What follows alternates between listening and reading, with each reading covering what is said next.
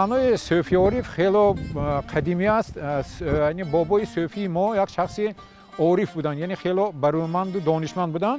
همین دیه با آمده ایستاده، از نقل بابایان ما معلوم است که همینجا اولین مراتب آمده استقامت کرده ایستاده، در اینجا زندگانی کردند و نسل امروزی همین دیه ما همه آنها همین نبیره ابیره های بابای صوفی می باشند. یعنی صوفی عارف به معنای شخصی عارف، برومند، نیکو، یعنی دانشمند را به ما ifade می کنند.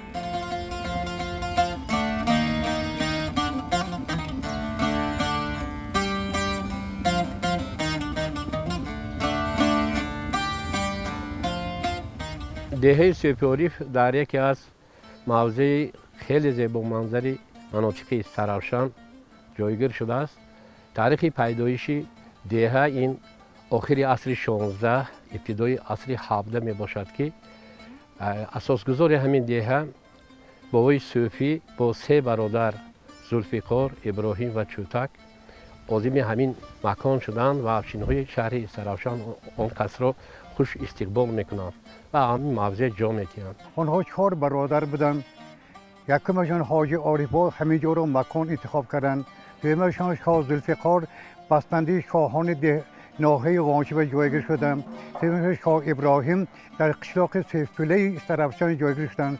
چهارمشان شاه کوچک نام داشتند که در قشلاق شاهان ناحیه حصار رفته در همونجا جایگیر شده اند، یعنی مکان انتخاب کردند. سال 1987 به 3500 و امروز 10,000 اهالی را متحد میکند.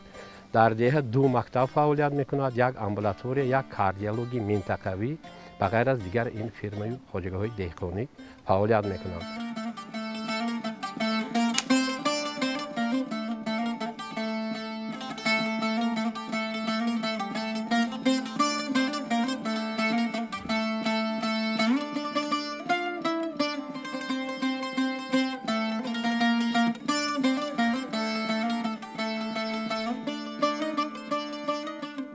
بابایان ما برای پرورش نهال‌ها و اینچنین تاک‌پروری از قدیم مشغول هستند. ما در دیه همیشه از قدیم با طرزهای خوش کردن میوه‌ها مشغول بودیم و امروز هم همون ادامه نیاگان را دوام داده ایستادیم. من انگورهایی که در دیه ما پرورش کرده میشد، نوع‌های انگوری حسینی، کشمیش سیاه، کشمیش سفید، انگوری طایفی، اینچنین انگوری کلان هست. انگورهایی که طایفی و انگوری کلان گفتیم پوستشان از سبب غوص بودنشان دیرتر خشک میشوند. از این لحاظ مردم ما از قدیم همین تجربه را دارند و آنها همین انگور را گرفته به سبدچه‌های مخصوصی از سیم ساخته شده گرفته ایستاده به دیگ آب میاندازند، بعد به اونجا اشکار همراه میکنند و میجوشانند. هنگام جوشیده ایستادن همین آب اشکاردار انگور را به داخل آن وارد کرده ایستاده کم در نگاه میدارند و از آن برداشته ایستاده به سیم‌ها آویزان کرده خشک میکنند که پوست انگور هنگامی به تاثیر اشکار یعنی کمی میکفد و بخ شدن آب تیز شده ایستاده انگور تیز خشک می شود. بعد اشکار کردن یعنی در سیم وای میکنیم، می آویزیم با این طرز. چند روز میسته؟ اول وقت شود دیگه 8 روز و خوش میشد.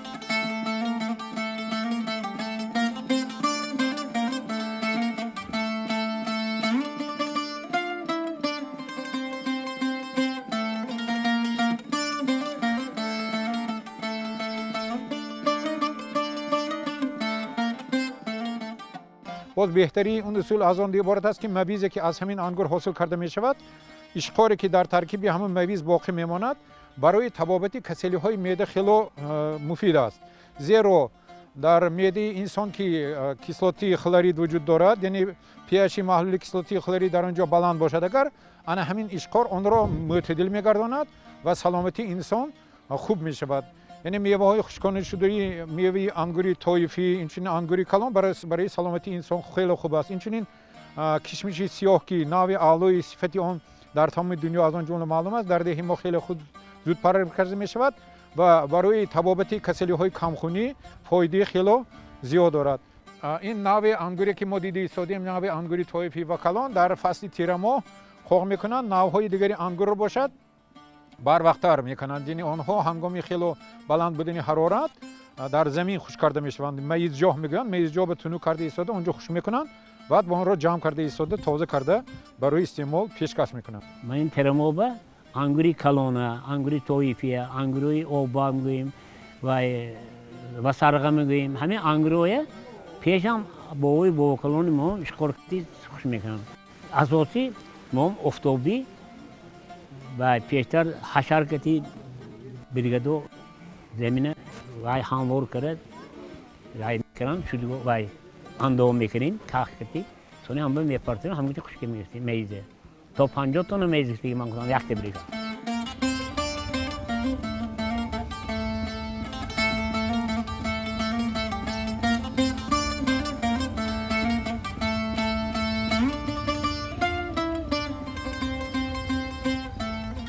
مناطق سرافشان مکانی انگور پروران است، مکانی مویز است.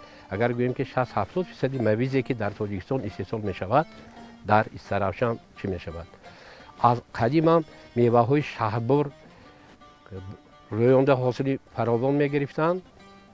باید قید کنم که نه فقط به زراعتکاری مردم دیه، نه فقط به چارواداری، بلکه صنعت هنرمندی از قدیم در این دیه خیلی به درجه عالی رسیده است.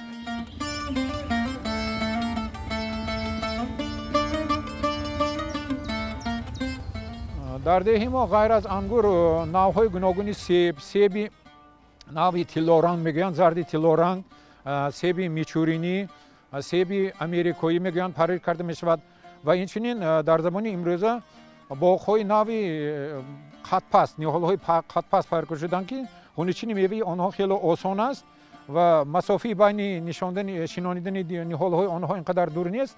سبب در آن است که آنها اینقدر قدی بلند نمی‌کنند و شاخه‌هایشان به پهلو کمتر روانه می‌شود و میوه حاصل کردی آن را آسان جمع کردن و استفاده دادن خیلی کلاه میباشد. اینجا جای ذخیره سیب میباشد. مهون این سیب همینجا جای سالکنی پدوال ته میکنیم و تا وقتی که زمستان میشه تا ماه ینور فوریه میشه زرد میشه زرد سونی با فروش میبریم. مثال سیب نقص 50 سوتو خودی صحبت 230 بیخ میخوره شای روزمون همین با گذشت دوستا نقص گنده نی سیب های قدیمه های حسن یوسف من زلاتوی گرین قایماق سیب میگوییم قدیمه دیه آبشم تربه‌ای و یکی آوردیم حاضرچه نقص جوی لرمی بود اینجا من کریم خودمون شد زندگیمون اپشته همون گذشت دوست سیکلین دورم خود 4 کس میجومیم بحث میکند خودمون با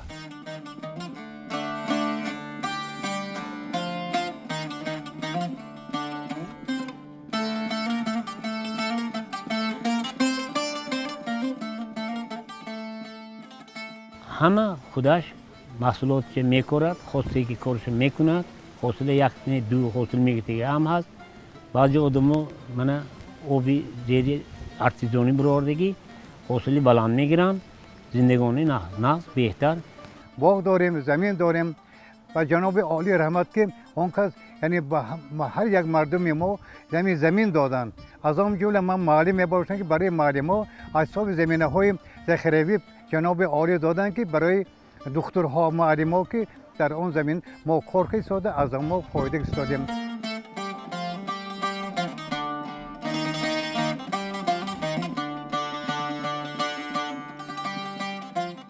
اینجا با انگور، انار و چیزا زور میشد. سیب بسیار گرمی میکند. مهنتش هم مولتر طلب میکند. آب درکاریم برای همینیش. دیگه سیب نقص. دیگه جو دیده آدمی خوردگی میگوید که سیب شما شیرین. هوا گرم که های شیرین میشد تروش نه.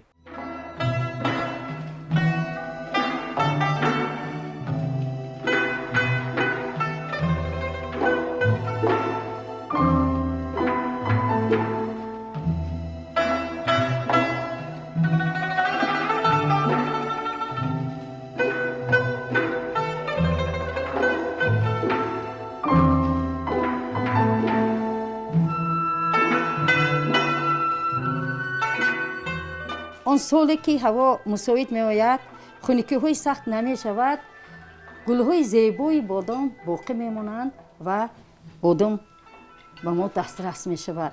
بادام یک چند نمود دارد. قاقاتک میگویند، سنگک میگویند، کچک بادام میگویند. بادام را همین خیلی طبیعی چیده خشک کرده در آفتاب بعد استفاده میبرند. بادام را خنک میزد لیکن خوشبختانه این سال همه درختان بادامزارها دارها خیلی فایده به دست آوردن. ما شکر میکنیم که رزقی هر یکی ما از پی همین دهقانی از پی درختزار و نگاه بین آن است.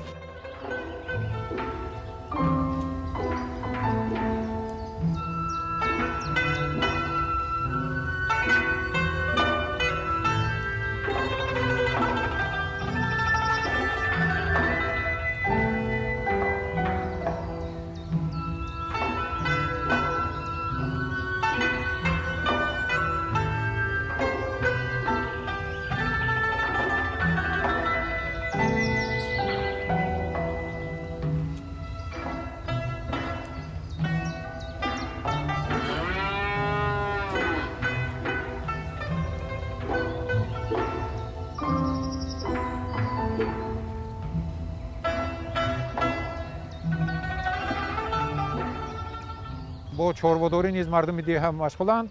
یعنی پرورشی گاو و گوسفندها اینچنین گوسفندها هستند.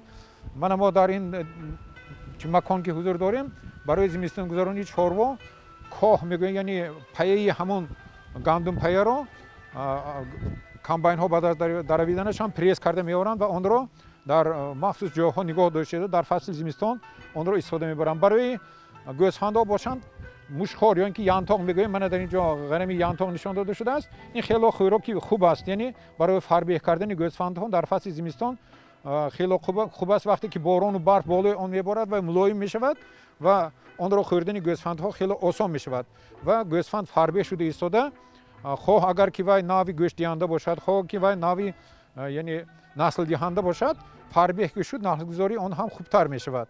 از این لحاظ انا همین یانتاق میگوییم با زبان ملی خودمان برای گوسفند خیلی خوراکی خوش صفت و قلای تر به شمار میرود. طور ما میدونیم خواجگی دهقانی سلیم بای بابا سال 2022 یکی از خواجگی های بهترین دانسته شده بود و توجه من به همین گاوهای ذاتی میخواستم آلمانی بفهمم مثلا چند ساله است. این یک سال و 8 ماه. وزنش چقدر؟ وزنش 730 کیلو. هر سال نگاه بینش خیلی است. نگاه بینش خوردن و دیگر خوردنش من مهنت میکنیم شب و روز. چند بار خوراک میتونیم؟ 2 بار خوراک میتونم. 4 سحر 4 بیگاه. که یک سال ما همین 3 تا 4 تا میپام، 1 تن زیاد میشد باز. سال 2020 هر یک تاش. من همین گرام میبیام، من 5 تا حرکت میکنم که آینده زیاد کنیم میتونم. همین محصولاتی که همین وای میکنم تودا میکنم، من امارات رو ساخته هستم. این از همین علفی عادی می عادی هم بیده کا اینو وای همین سه میگیره. دیگه خوراک مخصوص نداره؟ نه مخصوص نداره. از این گاو چند لیتر شیر میگیره شما؟ 27 لیتر شیر میگیرم در یک روز. سحر بیگاه؟ سحر بیگاه 27 لیتر شیر میگیرم. من این 8 ماه گوساله دارد، اشکماش 7 ماه. با تو تولد شیر دادن میگیرد؟ شیر دادن میگیرد. من این گاو 3 بار دوتایی گوساله گرفتم. دوتا زاید. دوتگی میزنه؟ دوتگی میزنه. دوتگی تولد میکنه؟ دوتگی تولد میکنه. چاروداری در دهه ما خیلی رواج یافته است که یکی از آن رحمه جان سلیم پوسک بچه در خانهش یعنی ذات‌های بقیه بهترین رو یعنی پرورش می‌کرد. در همه خانه ها یعنی کمش 2-3 نفر یعنی مالی کلان شاخدار دارن یا جوشایی یا اینکه یعنی پرورش بقا رو به راه ماندن. از آن جمله بغیر زین یعنی گوسفند پروری خیلی ترقی که اساساً منبع درآمدی دهه ما چارواداری، مال پروری و دهقانی می باشد که از آنجا یعنی حاصلات فراوان گرفته سال زندگی میکنند.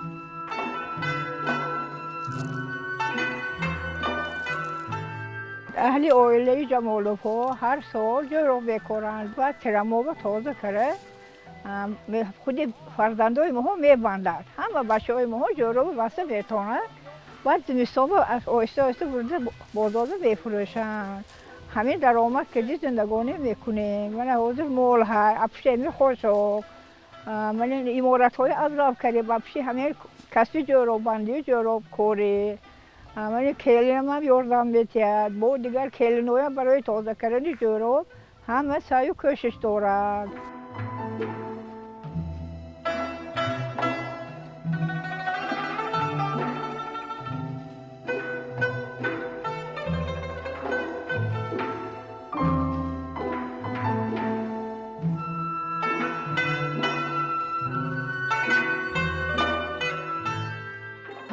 تا 2000 تا جورو میگیریم یک سیزن به از یک هکتار یا 80 سوتق هم نقص شود گرفتن ممکن.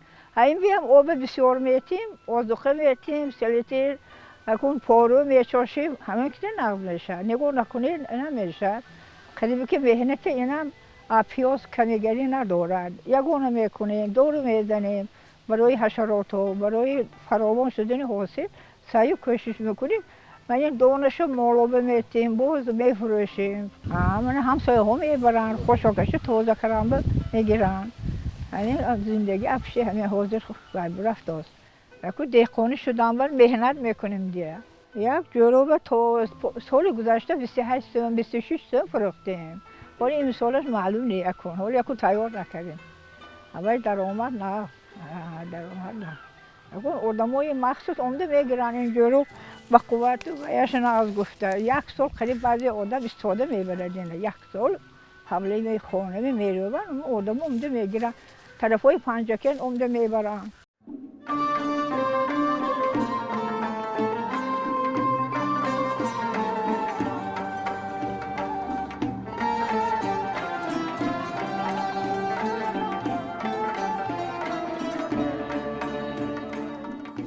وقتی خونوچینی حاصل است مثلا اینجا علاکه جمع‌آوری پیازی تیرمایی تیرمو فصلی است که تیرمو زمستان شده مرجان از قطار آن همین سبزیجات ها است در وقت جمع‌آوری پیاز اول اون رو تخم اون رو به زمین میکارند نگاهی مینمایند علفای بیگانه‌اش رو میچینند بعد در تیرمو پیاز رو جمع‌آوری کرده میآورند این کی شنوندگی پیاز معلومه پیاز اساساً در ماهی بهاری میشنونند این پیازی بهاری است که در تیرماه جمع میشود برای بهار میکنند در تیرماه جمع‌آوری میکنند پیاز برای زندگی بسیار مهم است قریب اکثریت خوراک‌ها با پیاز میشود هم همچنین این برای کشتن میکروب‌ها مفید است یک نمود پیاز میکارید شما پیاز سرخ هم هست به فکرم نه پیاز سرخ هم هست بعضا پیاز سرخ وای برای سلامتی از این هم فایده‌ناک است درآمد اون هم زیاد است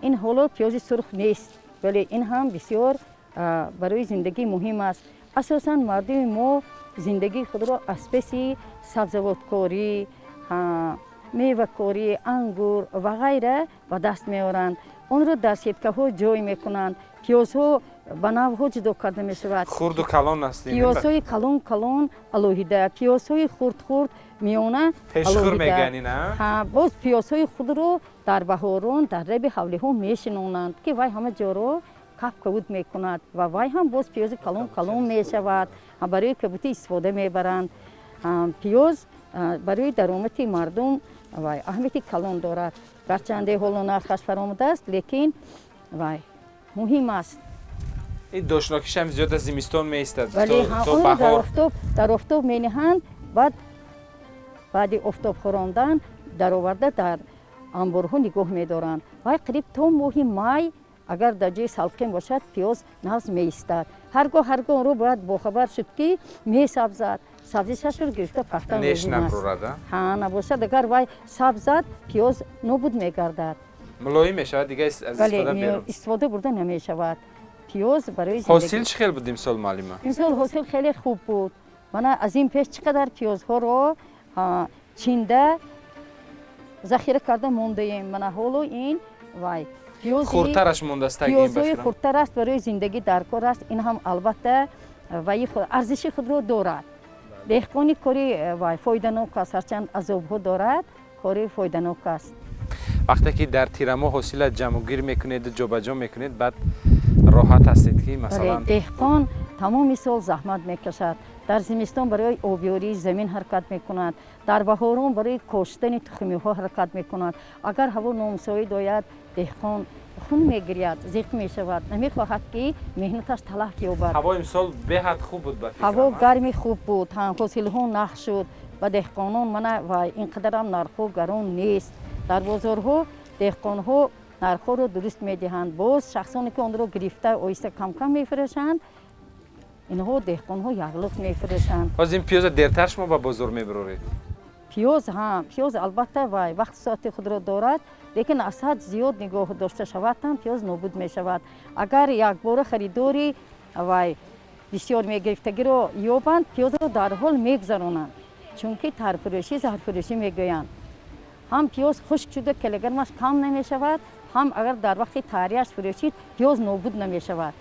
برای انتقال دادن به دیگر جایها هم قلای است.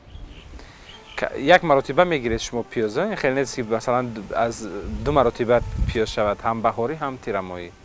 بعضا همین خیلی هم می شود. در خردککو پیازها را اگر در جایهای خالی کاشته مانید وای الکای پیازی بهاری می شود. این پیازچه‌های خردکک کاشته می شود وای هم کبوتی می شود، هم همچون تخمی نگهداری می شود برای بهار. برای تخمی نگاه داشته می شود، برای روزگار استفاده برده می شود. زانی دیر وقت سفید خود را پیاز خرد گم نمی کند. پیازهای کلان تیز نابود می شوند. برای همین خردش را نگاه می دارند. برای کشتزارهای لبی در حولی کبوتی شروع می شود. باز مهمه والکای پیازی تیار می شود. فقط در مابین پیازی خود پیازچه را کاشته ازک دارد که کمک اون رو کشته پرسته بعد ریزه کردن لازم است.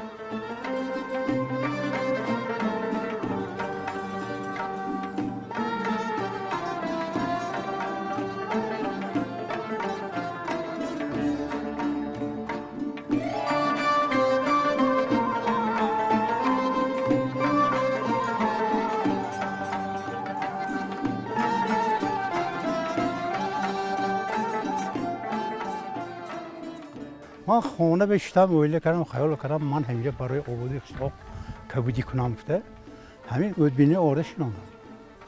من اودبینی شنوندم من میدانیتون من همین اودبینی من همین آبادی من راه کتی مثلا آجو آب میگیریم نساز کتی سابزونده هم کردیم. این اودبینی من قریب 4 سال 5 سال شد.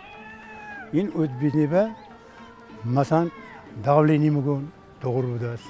همین خیلی درتایی که برای آدم ها من بردم میتیم مادامی استفاده بوده فایده میبرن این اودبینی برای چیندن خور دارد. این اویله کنم خیال کردم همین اعصاب خودم ساختم که دستم خور نزند آسان‌تر شود.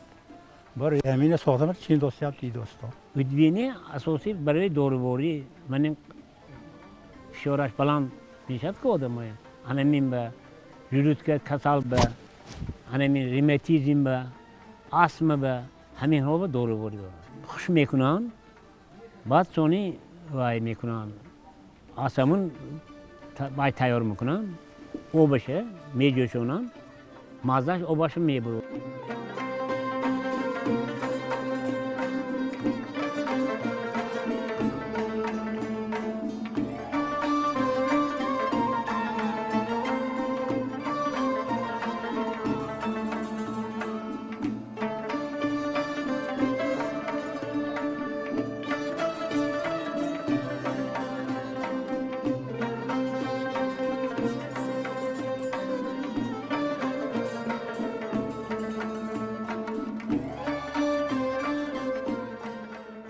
جوامایدور دیها میون بسته همش حرکت کرده من راههای اسفالت کردم köprü ساختن. ما فقط دعا میکنیم که همین جوانو اینم بهتر شدن دیارمو آباد و زیبا شود. ما متفیدو دعا گوشیم شما جوانو خدمت کرده سربلند گردید. مؤسسه نوبنیادی ما سال 2013 برای 212 نفر خوانندگان ساخته شده به فعالیت آغاز نموده بود و حالا باشد تعداد خوانندگان در مؤسسه ما زیاد شده ایستاده است که ما با دستگیری کمیته پدر و مادران با مردان سخاوتمندان دیه باز 10 صنفخانه علاوگی ساخته ایستاده ایم.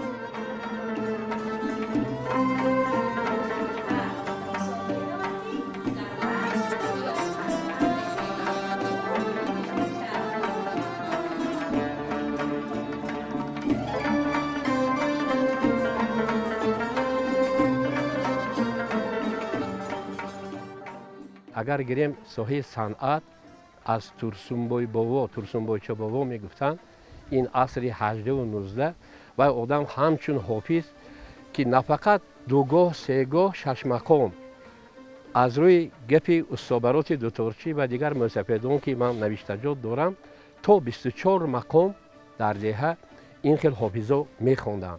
بعدتر این مولا نعمت بابا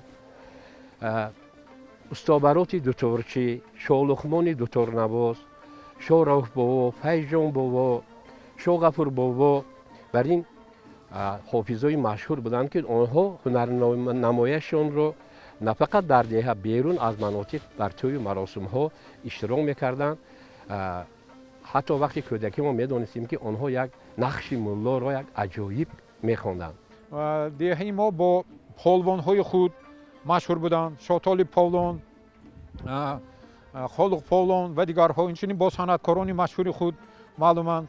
از دهه ما برادران محبت شاه سلیم، تاشبای شاه سلیم ها، خلاصه دهه ما با هم پهلوان ها هم صنعتکاران و هم دهقانانش معلومند. تو میپرسی مرا از دهه من بیا بهرت کشم من صورتی آن، شنو از سبزه و خارش حکایت که میدانم من آن را بهتر از جان. نباشد دهه چون دهه من بیا و خود ببین گر باورت نیست، ولی از دیدنت نادیدنت به دلی گر چون دلی من در برت نیست.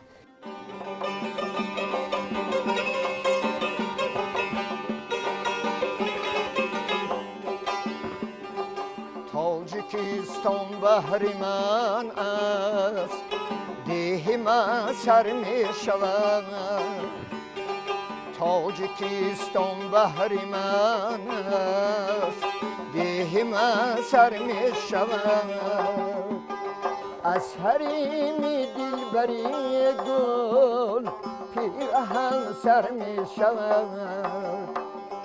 از سرود علمانم دیزرم شانی عزیز، از کتابی تورالی شیرین سخن سر می شود.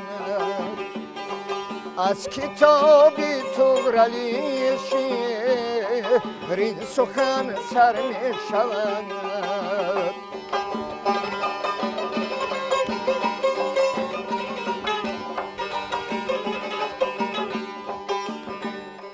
در کناری دهم خوام ده برآوردم سوار، چون سبا کردم سرودی عشق میهن را زیاد. دشت با تعلیم ساما نیم سلح جاویدان، تای نمودم قله تا وان اقبال مراد. تای نمودم قله تا وان اقبال مراد.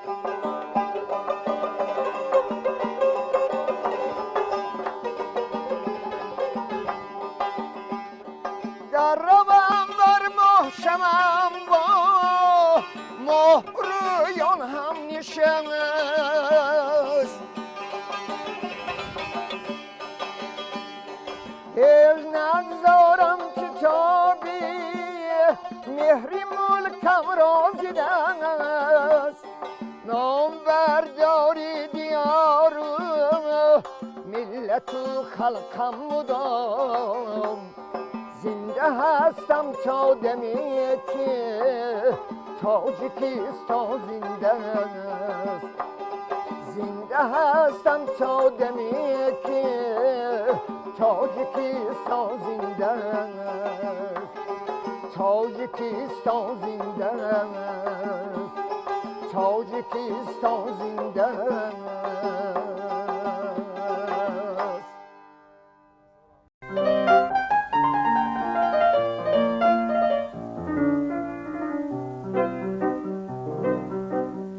کس به قشلاق شما مهمان شود، خوش دماغ از باغ و از بستان شود، از سعادت هایتان شادان شود، از سعادت هایتان شادان شود، شادان شود، شادان شود. اینقدر زیباست قشلاق شما، سکلی دل هاست قشلاق شما.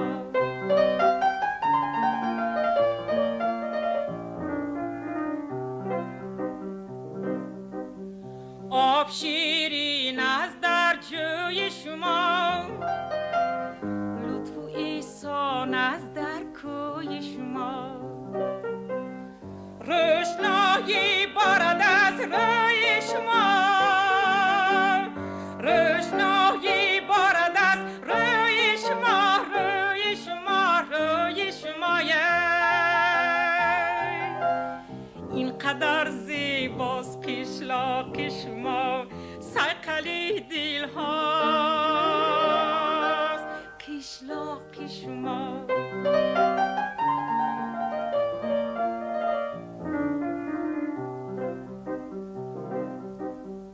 فارم آواز رسد از کوچه باغ، دل کند رخسار زیبا را سراغ، یاری ما هرگز نبیند درد و داغ، یاری ما هرگز نبیند درد و داغ، ای درد و داغ، ای درد و داغ. اینقدر زیباست قشلاق شما، سایقلی دل ها.